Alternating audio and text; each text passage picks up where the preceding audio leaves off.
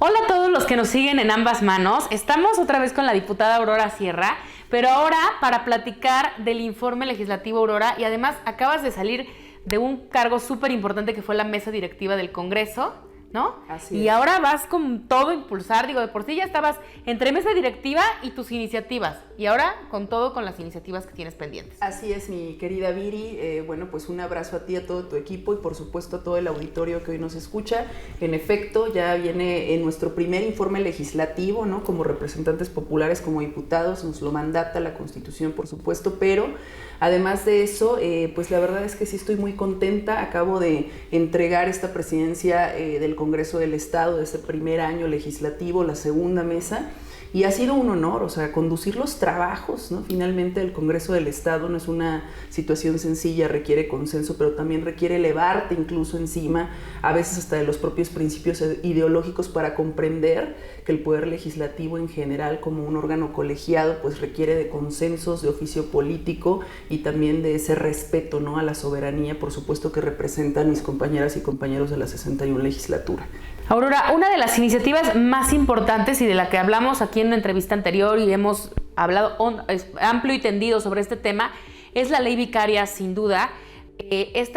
Hace unas horas presentaste la reforma también para penalizar, para tipificar los ataques con ácido hacia mujeres como un delito y castigarlos con prisión y con multa, pero han habido otras iniciativas también que has presentado y me estabas diciendo que eres una de las diputadas que más iniciativas ha presentado en temas de productividad, ¿no? Claro, 28 iniciativas, 16 exhortos, dos de esas 28 iniciativas ya son ley en el Estado de Puebla, 6 de esos exhortos también ya pasaron, por supuesto, y que tienen que ver con 4 ejes fundamentales. Uno, por supuesto, casi todas mis iniciativas son en efecto en defensa, ¿no? De los intereses de las mujeres por una vida libre de violencia, todo lo que tiene que ver con la prevención de todas las violencias que padecemos. Como dices, ayer presenté esta iniciativa para que en su momento primero se reconozca a la violencia con sustancias químicas como una violencia en razón de género, por supuesto, en la ley para el acceso de las mujeres a una vida libre de violencia en el Estado de Puebla, como fue con la ley vicaria en su momento también. Primero se tiene que tipificar y además sancionar, y en este caso de hasta 30 años de cárcel a quien arroje ácido, ¿no? Cualquier sustancia corrosiva, por supuesto, a una mujer después de incluso pues terminar una relación con una pareja o situaciones de noviazgo que a veces no acaban bien, ¿no? Desafortunadamente, pero además de eso hay otras, ¿no? Muy interesantes que había comentado y que todavía están ahí para discusión, pero que han sido presentadas, que tienen que ver con prevención en materia de salud mental para no llegar a estos índices de violencia, por ejemplo, en la que deberíamos solicitar, además de la prueba de VIH, un psicométrico antes de casarnos, al menos para saber de algún posible trastorno, ¿no? O incompatibilidad que nos ayudara a prevenir un divorcio prematuro o, en su caso, situación de violencia familiar o incluso el tema de desafortunadamente, de los feminicidios.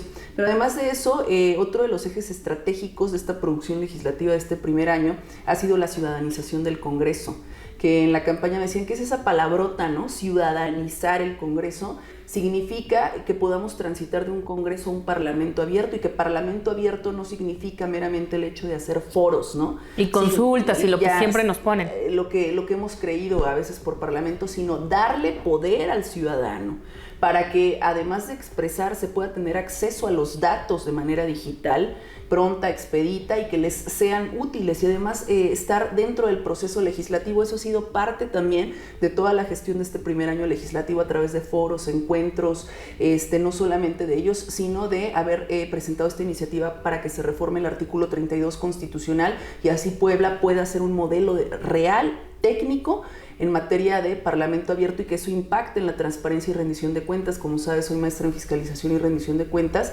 y otro de los ejes fundamentales de estos exhortos de esta producción legislativa ha sido el que tiene que ver con transparentar los recursos de los municipios a los que represento, ¿no? Es muy importante para mí que los ciudadanos tengan garantía de que sus dineros, de que el dinero de los cholultecas, bueno, pues esté bien cuidado, ¿no? También he sido aguerrida en solicitar esos temas, por supuesto, al Ayuntamiento de San Pedro Cholula. Además de ello, otra parte estratégica de esta producción legislativa ha sido la que tiene que ver con los temas de seguridad, ¿no? Que tanto importan a la zona metropolitana, que representa presento, los problemas de la ciudad que recaen específicamente en términos de seguridad, y que para ello no solo en materia legislativa también he llevado otros programas de gestión como son Enchula Cholula, que tiene que ver con rescate de espacios públicos para incidir de manera indirecta en la reducción de los... Que tengan otras cosas que hacer, que todo este tema de los parques y las actividades ocupen a las personas, ya para no decir solamente a los jóvenes, pero que ocupen a las personas y no caigan en este tema de la delincuencia, ¿no? Así es, que un espacio público que no está rehabilitado, que no se ocupa, puede ser foco, por supuesto, puede ser un motivo para delinquir, para alguna adicción, ¿no? Que pueda jugar en contra, por supuesto, de la integridad de los jóvenes y en general de la ciudadanía. Aurora, esta iniciativa también muy polémica, la que mencionabas al principio, del tema de los estudios que te podrías hacer antes de casarte, ¿no? Para saber, pues, la salud mental de las personas. O sea, no es nada más los estudios que te hacen. Ahora, estos no son impedimento para casarte. Nada más te dan un panorama de quién es la persona que está, o si también te puedes atender con un psicólogo, si necesitas un psiquiatra, si necesitas algo para atender un tema de salud mental, ¿no? Claro, fue polémico porque se decía, ¿acaso quiere que no nos casemos? No me vas a mandar, ¿no? Si me caso, no. Es para que tú como pareja finalmente sepas el estado que guarda la salud mental de tu pareja, y que puedan hacer algo al respecto y que se les evite porque se pueden atender, que se les evite una vida de violencia, que se eviten muchas situaciones cuando incluso ya hay hijos. Ahí estamos con el tema de ley vicaria. Imagínate cuántos casos pudieron haberse prevenido de violencia vicaria, de feminicidio, si hubiésemos sabido que a lo mejor alguien tenía un trastorno, ¿no? Bipolar, ¿no? O que alguien tenía finalmente algo que no podía controlar y que necesitaba medicación, y que a lo mejor lo pudieron haber resuelto juntos, ¿no? Y finalmente es un tema preventivo. Y así como esa, hay muchas otras iniciativas, por ejemplo, una que también es ley, donde, propongo, ¿no? En materia de la ley de salud estatal, o sea, que se cuente, ¿no? Con la asesoría psicológica, para que en las escuelas, para que las juventudes en general puedan prevenir temas de acoso escolar, temas de otros trastornos, ¿no? Que se pueden derivar, como podrían ser también los trastornos de ansiedad, de depresión leve y de todas las circunstancias que muchas veces nos llevan también a esos índices de suicidio que estamos teniendo en las juventudes. También me he apostado mucho por las juventudes, me he nombrado aliada permanente de las juventudes, no solo por lo actual, sino porque desde siempre he tenido una agenda que ha trabajado desde sociedad civil por procurar un tema de desarrollo integral en las juventudes, y también en este año legislativo he tenido la oportunidad de convivir con distintos grupos, de estar a nivel nacional, de estar en el Senado de la República, también representando los intereses de la juventud. Aurora, y este tema, platícame cómo es este tema que nos platicas de la transparencia de los recursos, sobre todo en las Cholulas. ¿Qué es lo que tú notas que está pasando y cómo se puede solucionar con esta iniciativa? Bueno, parte de esta agenda que tengo, en la perspectiva de la producción legislativa de ciudadanizar el Congreso, significa que ninguna de mis iniciativas ni estos puntos de acuerdo se elaboran simplemente porque se me ocurren, sino que todos tienen que ver con que una ciudadanía proactiva, que cada vez me busca más, afortunadamente, y que derivado de ello es donde preparo, ¿no? Una iniciativa, un punto de acuerdo, un exhorto, ¿no? Y así fue en el caso de San Pedro Cholula, ¿no? También en su momento, cuando los propios regidores se acercaron, cuando me mencionaban que hacía falta de ese proceso básico, el ABC, el 1, 2, 3, digamos, del proceso, ¿no? En la administración pública, que no se estaba cumpliendo y que puede derivar en desvío de recursos, ¿no? Y que estamos hablando de millones, y a veces se me decía, bueno, tienes una producción legislativa de más de 28 iniciativas, pero bueno, ¿cuántas son aprobadas? Eso depende de otras circunstancias. Sin embargo, creo que cuando tú como diputado das voz a la ciudadanía y puedes redirigir, o sea, a través de tus exhortos, las acciones de algún presidenta municipal que no está actuando con decoro ante el tema del manejo de las finanzas públicas, con eso estás finalmente protegiendo, y yo creo que también impulsando el tema de esa transparencia y rendición de cuentas, porque al final es dinero que pagamos los ciudadanos, ¿no? Yo lo pago también como ciudadano en San Pedro, y y creo que eso es importante. Imagínate qué sería si yo, al ser maestra en rendición de cuentas, no lo hiciera, ¿no? O sea, también debemos generar esa cultura, ¿no? Del exhorto, esa cultura de estar vigilando, ¿no? Por supuesto, esos recursos, y que siempre estoy impulsando a los ciudadanos a que estén muy atentos de las acciones que realizamos, ¿no? Es que aunque está la ley de transparencia, perdón, Aurora, y en algún momento, hace algunos años antes de la pandemia, se habló mucho de la ley de transparencia y se incitó a los ciudadanos a que preguntaran. Se dejó a un lado el tema de la cultura de la transparencia, que ya nos está promoviendo, y por otra parte, nosotros hemos llevado muchas veces reportajes y especiales. Hay muchos municipios que se niegan todavía, o sea, yo puedo entrar, no tienen ni página de transparencia, no tienen ni página. Todavía me acuerdo que el año pasado hacíamos especiales y faltan muchos municipios por tener siquiera la página de transparencia, a pesar de que está en ley. Mucho, ¿no? Tenemos que hacer mucho. Y menos suben los contratos, menos suben las adjudicaciones, menos suben las licitaciones. Que es lo básico. Y los sueldos, que son los básicos también. O sea, el tabulador de sueldos y el transparentar la nómina, ni siquiera tampoco eso hacen, ¿no? Sí, claro, o sea, a dónde se está repartiendo la nómina, porque es que de verdad serían procesos básicos en la administración municipal, ¿no? Y que, bueno, parte de esas iniciativas y de esos exhortos han sido en materia de transparencia y rendición de cuentas, en general a los sujetos obligados, generalmente a los ayuntamientos, por supuesto, y luego específicamente con los sobrecostos que había tenido el Ayuntamiento de San Pedro en su momento.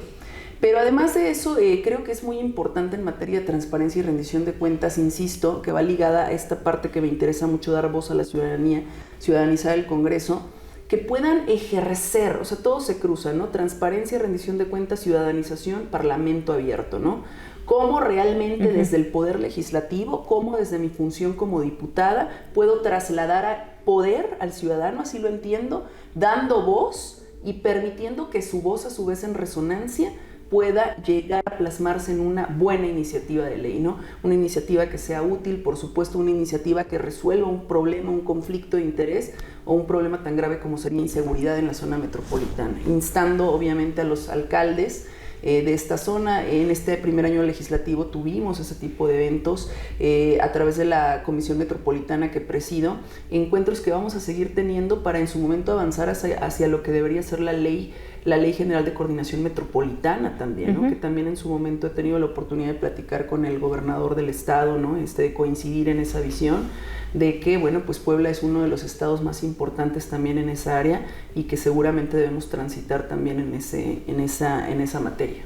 Aurora, y la cereza del pastel, la ley vicaria, que aunque ya tenemos una entrevista, les vamos a dejar aquí el link por si quieren ver la entrevista amplia sobre la ley vicaria, no podemos dejar de mencionarla por la gente que todavía no lo tiene muy claro, que es una de las iniciativas más importantes aprobadas este año y presentada por ti, ¿no? Sí, claro, creo que es muy importante porque, ¿por qué? Primero porque Puebla es referente, o sea, se tiene que decir así y para orgullo, por supuesto, de Puebla, ¿no? En general, porque cuando presento el primer exhorto para identificar casos de violencia vicaria, después de haber estado con las colectivas en ese octubre del año pasado, vienen otros estados, otros congresos, ponen ojo y lo empiezan a votar. Dicen, sí, la ley vicaria, y lo empiezan a sacar.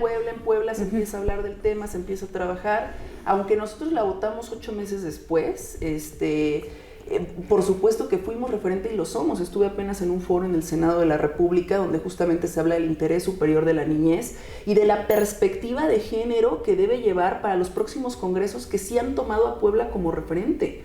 Es completa, digamos, ¿no? O sea, y la verdad es que de ahí se han derivado situaciones que ahora no basta solamente con haber propuesto este tema, ¿no? O sea, con que sea ley en el Estado de Puebla, ahora es cómo vamos a hacer para que la perspectiva de género se introduzca de manera adecuada en el Poder Judicial, en los juzgadores, en la integración de carpetas en la Fiscalía. O sea, para que no nos vayamos, también hay detractores del tema a veces, o sea, como diciendo, pero pues es que esto también es de hombres, ¿no?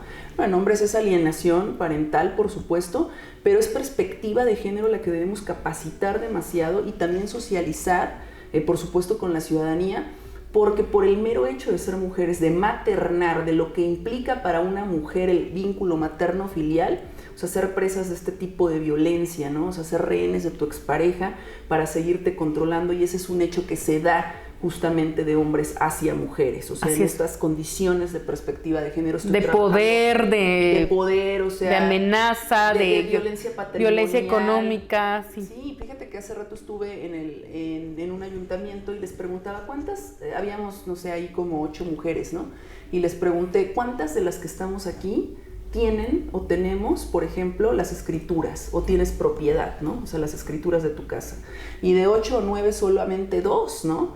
Y eso es un motivo también, o sea, de los rasgos que vas identificando cuando hablas de violencia vicaria. Sí, porque dices, vivo en la casa, en su casa, ¿no? Y te sacan, es uno de los elementos. Y te pueden sacar, y así, claro. Te hacen detenciones, ¿no?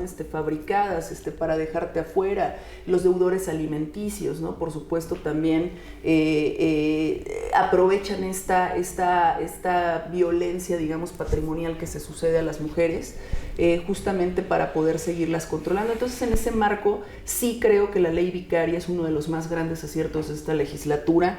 Sí creo que la ley vicaria vino a ponerle nombre a algo que padecíamos muchísimas que nadie mujeres. se atrevía a decir, esto es un tipo específico de violencia, te merece estar como un tipo específico de violencia. Sancionarse, ¿no? También con cárcel, y bueno, pues con todo lo que eso implica. Entonces, sí creo que dentro de este primer informe, la ley vicaria es uno de los elementos fundamentales de este primer informe. El día lunes, por supuesto que voy a contar con la presencia de eso te iba a decir, el lunes las madres. Nos podemos conectar cualquier persona a ver tu informe, va a haber transmisión. Así ¿Y dónde es. lo vas a llevar a cabo? ¿A qué hora es? Va a ser en la explanada del Zócalo de San Andrés, pues Cholula, cualquiera, ¿no? pues. Popular, ¿no? Sí. Abierto a la ciudadanía, por supuesto, a las 11 de la mañana, y bueno, pues estamos haciendo esa convocatoria principalmente también pues a las madres, ¿no?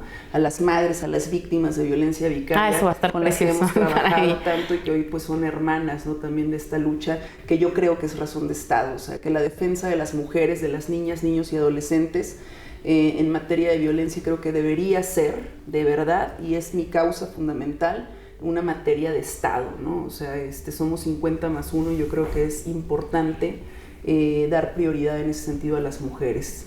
¿Quiénes van a estar en tu informe? Me estabas empezando a decir. Bueno, pues además de todas tus compañeras de la... Mira, lo que te puedo decir es que sinceramente he procurado ser o mostrarme como una mujer plural, ¿no? En ese sentido, he procurado a veces ser pues lo más incluyente, ¿no? Lo más responsable en el uso de la tribuna.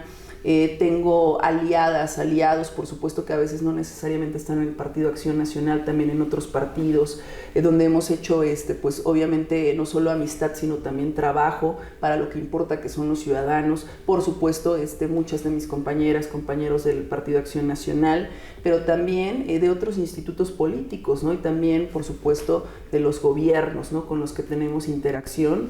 Y para mí es muy importante eso, sobre todo los organismos y las organizaciones de la sociedad civil, de empresarios que represento en el distrito. Y bueno, pues espero, digamos que es un informe cuyo foro pues va a ser un poco plural, o yo lo diría así, ciudadano, ¿no? Yo quiero expresar que soy un perfil ciudadano para los ciudadanos, por los ciudadanos, y que esa es mi pasión, legislar desde la ciudadanización del Congreso. Oye, Aurora, pues es muy importante que la gente que nos está viendo, que seguramente muchos de ustedes participaron en los procesos electorales, eligieron a sus diputados, sepan a un año qué es lo que están haciendo, porque muchas veces van a decir, ya los veo comentando diciendo, ay, pero a ver, es que dice que no sé qué, esto es lo que se tiene, de esto es de lo que se tienen que informar. ¿Para qué los eligieron, no? Claro. ¿Qué es lo que ustedes pueden hacer por los ciudadanos? No son nada más el tema de las gestorías, porque muchas veces vemos a los diputados, a los presidentes municipales, ayúdame con tal, mucha gente sí necesita ayuda, pero en el tema de los diputados, las reformas que se aprueban se quedan ahí, perduran en el tiempo y nos ayudan a tener acceso, en el caso de la ley vicaria, que para mí me parece que es de las más importantes, a tener acceso a la justicia con ciertas cosas que no se habían tipificado, ¿no? Claro, y por ejemplo, algo que también es importante para mí en materia legislativa y que no se había realizado del todo o no a mi gusto, es legislar en materia de salud mental. Es un compromiso. Si nadie se ha atrevido y va a ser súper, si se aprueba, sí, va a ser muy polémico el tema porque no quieren... todavía hay mucho tabú alrededor de la salud mental. Si yo digo, es que yo voy al psicólogo una vez, loca, ¿no? 2 veces, ¿por? Loca, o sea, no, o sea, lamentablemente la salud mental a veces no es tan accesible, tampoco podemos como juzgar, no es accesible, no es barato ir al psicólogo, pero si empezamos a visibilizar que hay temas de salud mental que se tienen que atender, vamos a avanzar también en ese tema para que el Estado en Puebla y en todo el país atienda como prioridad la salud mental también. Claro, más de la tercera parte de mi producción legislativa está ahí fincada. Soy maestra en psicología clínica y alguna vez en el aula, ¿no? Le decía a mis compañeros sí psicólogos, porque así me decían, ¿no? La no psicóloga, o sea, les decía, ustedes deben salir, ¿no? De los consultorios, ir al fenómeno social.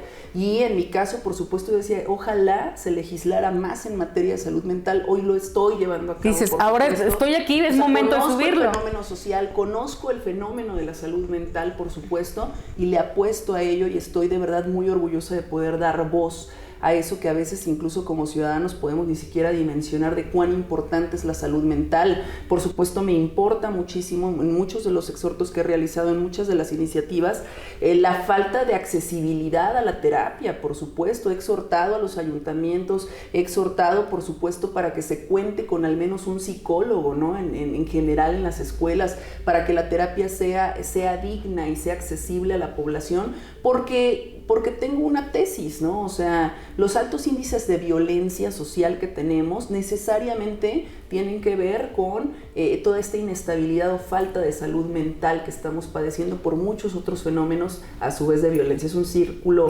vicioso, ¿no? Que tenemos que vencer y ahí están enmarcadas mis iniciativas de ley, por supuesto. O sea, todas las que presento tienen que ver con eso, con ciudadanización, con el tema de la defensa a mujeres, con el tema de salud mental y con la procuración de la seguridad en la zona metropolitana.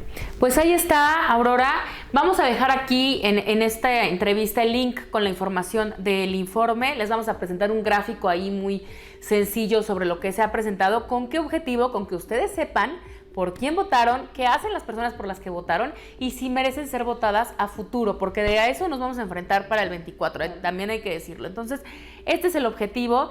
El lunes, pues también podrán ver la transmisión, la vamos a compartir también en las redes sociales de ambas manos, y si están ahí cerca, pues acérquense a ver, a preguntar, seamos también activos ciudadanos que pedimos cuentas a quienes hemos elegido, a los servidores públicos que hemos elegido en las elecciones. Entonces, acá está, suscríbanse a nuestro canal de YouTube, compartan esta transmisión y dejen los comentarios qué más les gustaría o qué dudas tienen o qué quisieran que promovieran nuestros diputados locales también, ¿no, Aurora? Muchas gracias, y sobre todo por dar voz. Parece que la figura del diputado local está muy denostada. A veces se piensa que solo levantamos la mano, que no hacemos mucho, pero yo sí pediría que nos investiguen, que chequen cuál es justamente en estos informes, cuál es nuestra producción legislativa y que no podemos siempre totalizar, ¿no? En la vida siempre también habemos personas comprometidas, que en mi caso creo que siempre estoy buscando la manera de no fallar a esos ciudadanos que me honraron, pues obviamente con esos más de 53,000 votos en la zona metropolitana en su momento, y que hoy por supuesto legislo para todas y para todos los poblanos. Pues muchas gracias, Aurora. Gracias, Viri. Gracias, nos vemos. Claro.